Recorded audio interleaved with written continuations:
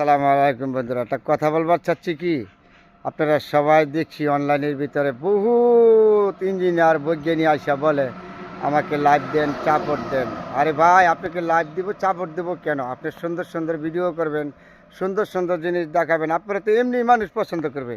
আপনি চিল্লাপাল্লা করে চিৎকার ভাইরা আপনার এই চাপড় নিতে পারবেন বা কমাত নিতে পারবেন কেন? আপনারা চিল্লাচিল্লি করেন আইসা।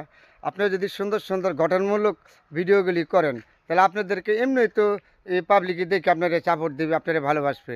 তাহলে আইসা চিল্লাচিল্লি করতে হবে আমাকে লাইভ দেন, চাপড় দেন। আপনারা ভালো ভালো পোস্টার করেন, গঠনমূলক পোস্টারগুলি করেন, করলে তো আপনার করে সবাই চাপড় দেবে। কেন আপনারা ফেসবুকে আপনারা আমাকে লাইভ দেন, চাপড় দেন, কমার দেন, এগুলি চিল্লাফাল্লা করবেন কেন?